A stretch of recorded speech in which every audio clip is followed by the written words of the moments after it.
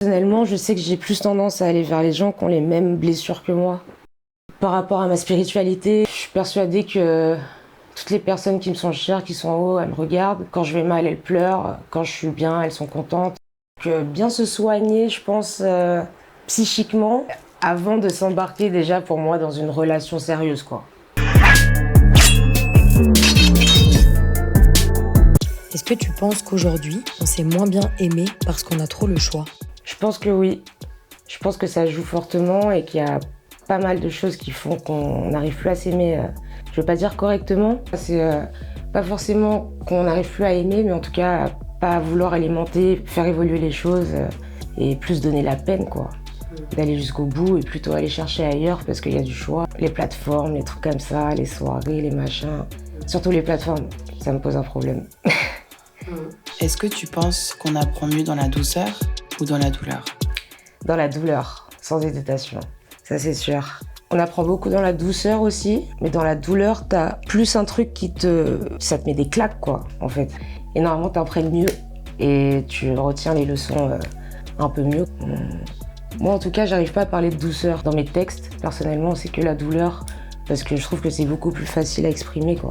Quand tout va bien, c'est tellement logique que ça va bien, en fait, que t'as pas besoin de le dire. La douleur, quoi qu'il arrive, faut l'exprimer. Pourquoi est-ce que c'est plus simple de pleurer sous la pluie ? Est-ce que tu penses qu'on a besoin que le ciel nous accompagne ? Pourquoi c'est plus simple de pleurer sous la pluie ? C'est parce que personne ne peut voir tes larmes. Et c'est plus propice à ce sentiment, en fait. Ça peut être dangereux parce que tu peux te conforter, en fait, dans cette tristesse. Et j'ai personnellement un truc, quand il pleut, limite, je peux prendre du plaisir à aller chercher cette tristesse pour mieux la traiter et ensuite m'en débarrasser, quoi. Et je trouve que c'est plus simple sous la pluie. Je parle du ciel parce que par rapport à ma spiritualité, je suis persuadée que toutes les personnes qui me sont chères, qui sont en haut, elles me regardent. Quand je vais mal, elles pleurent. Quand je suis bien, elles sont contentes. Et du coup, on a besoin du ciel pour être accompagné. Est-ce que tu penses que les gens tombent plus amoureux parce que leur force s'allie ou parce que leurs démons s'entendent bien ? Je pense qu'il y a un peu des deux. Mais sauf que si les démons s'allient, en tout cas, ce sera un peu plus toxique. Je pense que naturellement, les gens ils avanceront plus ensemble s'ils allient leurs forces. On va dire que le côté démon, c'est le côté passion, quoi, pour moi. Moi, personnellement, je sais que j'ai plus tendance à aller vers les gens qui ont les mêmes blessures que moi, inconsciemment. Et je sais que c'est très passionnel, c'est des relations très très passionnelles. Et au final, ça dure pas dans le temps parce que on a les mêmes failles. Donc, par rapport à mon expérience, ouais. Genre, les démons, ça va pas te faire aller trop loin dans la relation.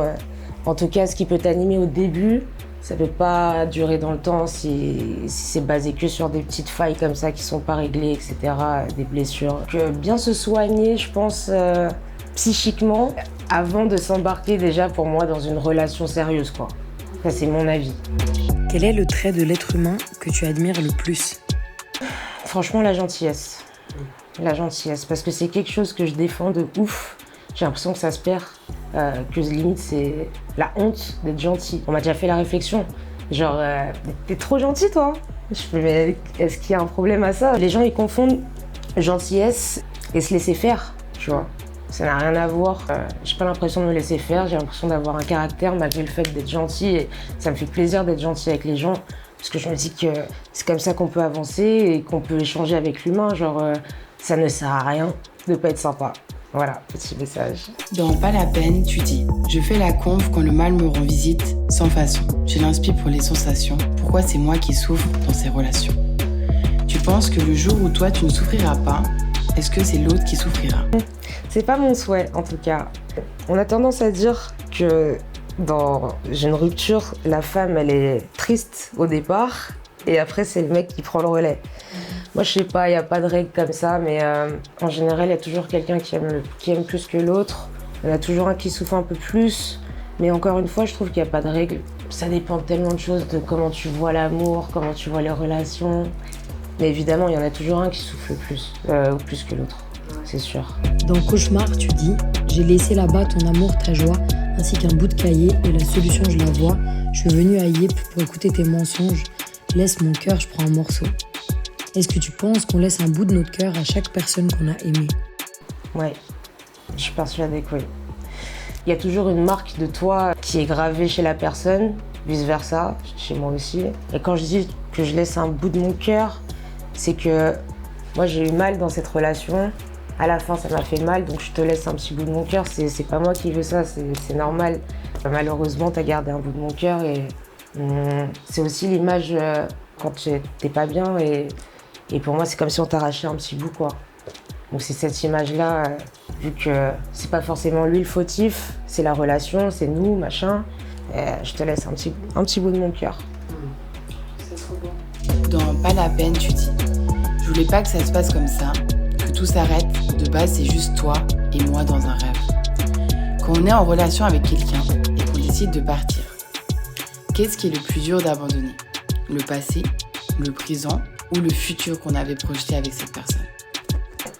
Pour moi, c'est une question d'habitude, de connexion avec la personne. C'est ça qui me manque le plus. En fait, quand je parle de cette phrase, quand je dis cette phrase, personnellement, c'est parce que mes relations, elles étaient souvent basées sur un fantasme. Je voyais quelqu'un qui n'était pas cette personne-là, en fait. Je me faisais des fictions.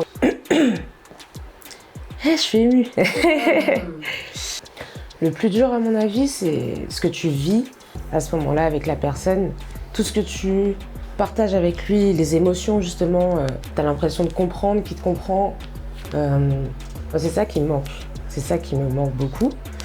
C'est pas du tout le futur ou... Enfin, c'est le passé et le présent, quoi. Le passé et le présent qui me manquent le plus. La présence. Ouais. C'est même pas sur le futur, mais je me suis projetée sur la personne et c'était pas du tout ça en fait. Je me forçais à le voir d'une certaine manière pour me rassurer, on va dire. Et quand j'étais avec lui, je voyais que c'était pas du tout ça. Il y avait quelque chose en lui qui me paraissait complètement familier parce qu'on avait les mêmes failles, les mêmes blessures, etc. Donc j'avais l'impression qu'on se comprenait et en même temps on se déchirait quotidiennement parce qu'on avait les mêmes failles, les mêmes blessures et les mêmes façon de les exprimer, c'était pas forcément de la meilleure des manières. Et limite, ça aussi, ça me manquait un peu bizarrement. Ce chaos-là, parce que quand on se retrouvait, c'était justement la douceur, c'était la passion plutôt qui revenait. Donc tous ces moments-là, ces moments intenses, ça me manque. Mais pas du tout la projection du futur, de construire quelque chose ou quoi, pas du tout. C'est vraiment les sensations que j'avais sur le moment quand j'étais avec la personne, tout simplement vivre le moment présent avec lui, quoi. C'est Natia pour Arkema. On a fini le dissécage. Yeah. Là, on va passer sur quelque chose de plus détendu. Ok.